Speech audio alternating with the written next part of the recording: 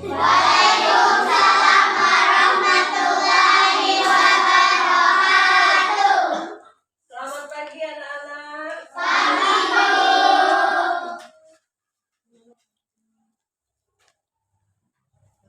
Bagaimana kabarnya? Sehat? Sehat. Alhamdulillah. Baiklah. Sebelum kita memulai KBM,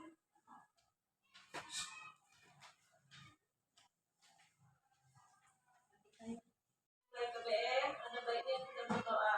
Untuk berdoa silakan dipimpin oleh ketua kelas. Sebelum kita belajar, kita membaca doa. Membaca doa dimulai.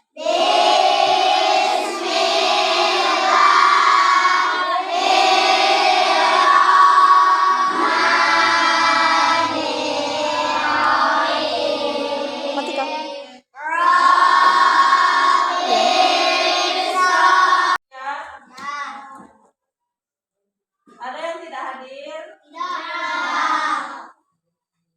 Baik, alhamdulillah. Kita menyanyikan lagu Profil Pelajar Pancasila. Silakan anak-anak berdiri. Kita menyanyikan bersama. Yang dipimpin oleh Zahra Mustafa.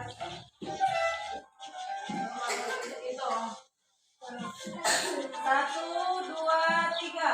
Kedaulatan Pancasila, beriman dan bertakwa pada Tuhan Yang Esa dan berakhlak mulia, beraneka gelombang, gotong royong mandiri, kreatif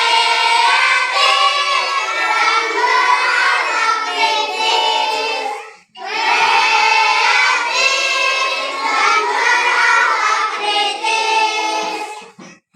Pelajaran kita hari ini yaitu tujuan pembelajaran kita hari ini adalah siswa dapat mengidentifikasi gagasan pokok satu paragraf. Siswa dapat menyebutkan minimal 10 kosakata baku dari teks bacaan. Baiklah, untuk itu materi kita adalah gagasan pokok. Apa itu gagasan pokok? Gagasan pokok adalah ide utama dari sebuah paragraf. Gagasan pokok biasanya terdapat di kalimat utama, bisa diletakkan di kalimat pertama dan terakhir. Selanjutnya ada gagasan pendukung. Apa itu gagasan pendukung? Gagasan pendukung adalah penjelasan atau informasi lain yang memperkuat gagasan pokok.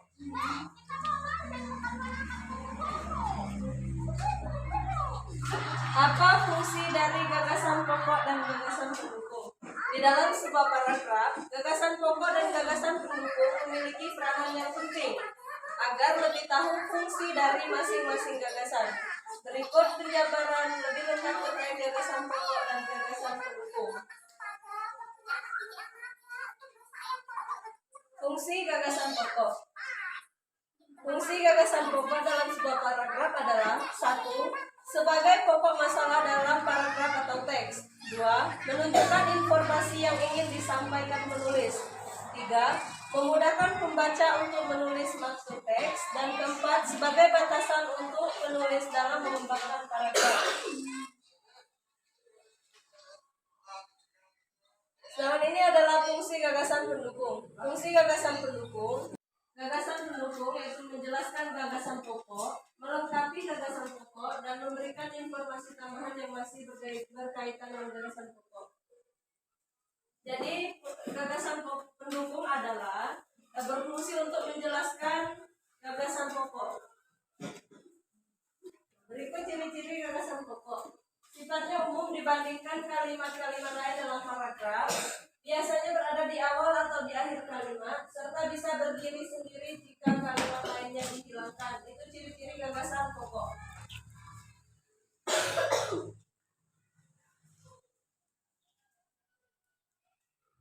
Berikutnya ciri-ciri gagasan pendukung.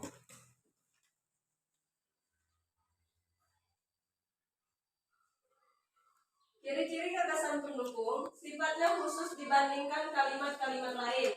Bisa contoh atau pernyataan pendukung. Dalam sebuah paragraf ada lebih dari satu gagasan pendukung. Tidak bisa berdiri sendiri. Jika kalimat lain dihilangkan, maka gagasan pendukung ini sulit dipahami maksudnya.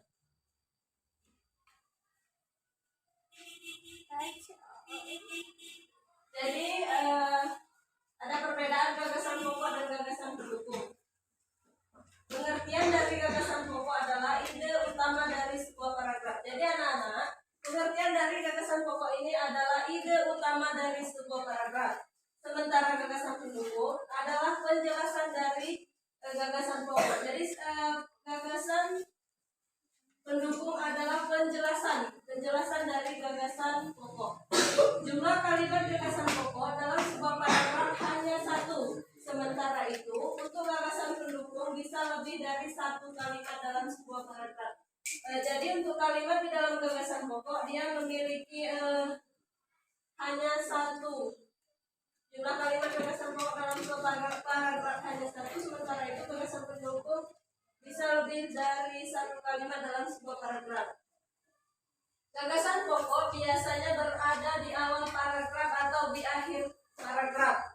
Bila di akhir diberi kata pendukung dan sifatnya sebagai kesimpulan, seperti jadi, oleh sebab itu, dengan atau demikian. Sementara gagasan pendukung berada di kalimat setelah gagasan pokok dan seterusnya, atau di awal paragraf apabila gagasan pokoknya berada di akhir. Gagasan pokok sebagai kalimat inti dan dasar pikiran sebuah paragraf. Sementara pendukung yang menjelaskan tentang gagasan pokok tersebut agar lebih mudah dipahami.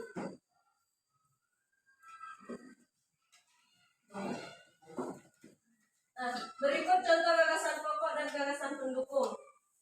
Kalimatnya adalah, hari Minggu para siswa SDN 2 Semenda Darat Laut mengunjungi Taman Mini Indah.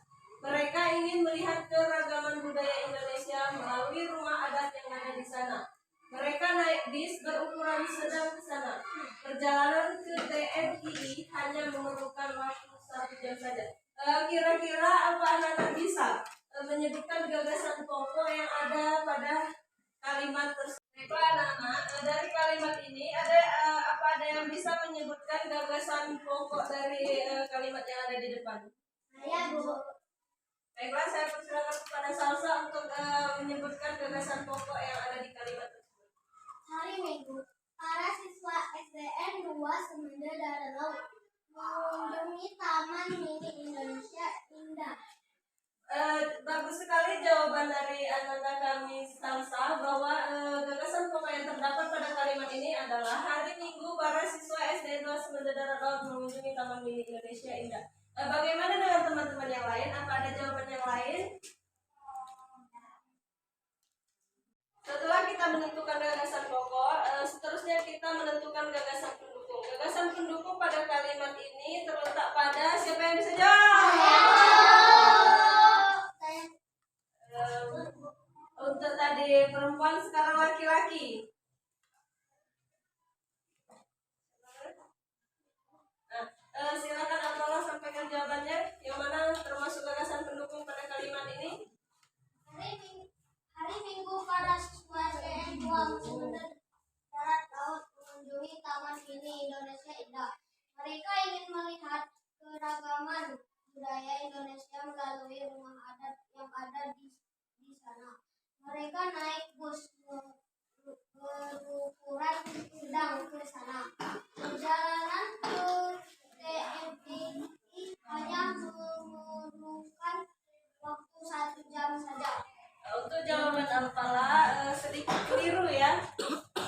Ada jawaban yang lebih menjelaskan gagasan pendukung. Baiklah, Zahran, silakan.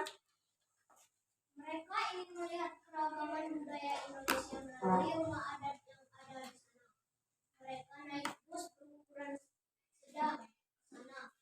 Perjalanan ke TMI hanya memerlukan waktu 1 jam saja. Betul, jadi gagasan pendukung pada kalimat ini adalah mereka ingin melihat keragaman budaya Indonesia melalui rumah adat yang ada di sana. Mereka naik bis berukuran sedang ke sana. Perjalanan ke TMI hanya memerlukan waktu 1 jam saja. Untuk apalah hari Minggu para siswa SMA Semenanjung Laut mengunjungi Taman Mini Indonesia Indah. Itu gagasan pokok. Gagasan pokoknya yaitu hari Minggu sampai ke Indonesia Indah. Sedangkan gagasan pendukung dari gagasan pokok adalah mereka ingin melihat keragaman budaya Indonesia sampai memerlukan waktu 1 jam lagi. Bagaimana apalah? Pak sudah ngerti? Materi yang kedua adalah kosakata baku dalam bahasa Indonesia. Apakah ada yang tahu arti dari kosakata baku? Belum? Baiklah, kosakata baku adalah kosakata yang terdapat di dalam Kamus Besar Bahasa Indonesia. Contoh kosakata baku adalah bus. Nah, sedangkan yang sering kita dengar adalah bis. Jadi bis itu bukan kosakata baku. Yang kosakata bakunya adalah bus. Jadi yang terdapat dalam Kamus Besar Bahasa Indonesia, kosakata baku dari bis adalah bus. Ada yang bisa menyebutkan contoh lain kosakata baku? Selanjutnya ada contoh kata tidak baku. Untuk di sini kata yang tidak baku adalah mini. Mini ini yang bakunya dalam Kamus Besar Bahasa Indonesia adalah kecil. Tapi berhubung ini untuk tempat wisata, jadi ditulis mini untuk menarik daya tarik ke Taman Mini Indonesia Indah. Jadi mini ini adalah contoh kata tidak baku dalam Kamus Besar Bahasa Indonesia. Silakan anak-anak diskusikan dengan kelompoknya masing-masing. Cari 10 kosakata baku di dalam kalimat di depan. Ibu beri waktu 3 menit untuk menentukan kosakata baku yang ada pada paragraf di depan. Jadi silakan anak-anak diskusikan dengan kelompoknya masing-masing. Kelompok 1 untuk menyebutkan kosakata baku dari paragraf di depan minimal 2. 1 mengunjungi, 2 melihat. Tepuk tangan untuk kelompok 1. Kosakata bakunya adalah. Baiklah, selanjutnya untuk kelompok 2. Silakan sebutkan kosakata baku dari paragraf di depan. 1 budaya, 2 tanah. Betul. Jadi beri aplaus untuk kelompok 2. Kelompok 3. Sebutkan kosakata baku dari paragraf di depan. 1 mereka, 2 di sana. Betul. Beri aplaus untuk kelompok 3. Selanjutnya silakan kelompok 4. Sebutkan kosakata baku. 1 ada, 2 memerlukan, 3 ingin. Betul. Beri aplaus untuk kelompok 4. Jadi kosakata baku dari paragraf di depan adalah 1 mengunjungi, 2 melihat, budaya, taman, mereka, bus, di sana, ada, memerlukan, dan ingin. Sepertinya anak-anak sudah paham ya dengan kosakata baku. Sebelum mengakhiri pelajaran ini, Ibu akan memberikan kalian tugas kelompok untuk minggu depan. Silakan dikerjakan dan dikumpulkan minggu depan. Untuk kelompok 1, untuk kelompok 2, untuk kelompok 3, dan untuk kelompok 4. Silakan kalian diskusikan bersama kelompok kalian dan tulis jawaban kalian di kertas tersebut dan dikumpulkan minggu depan. Baiklah, untuk mengakhiri pelajaran kita hari ini, mari kita tepuk semangat. 1, 2,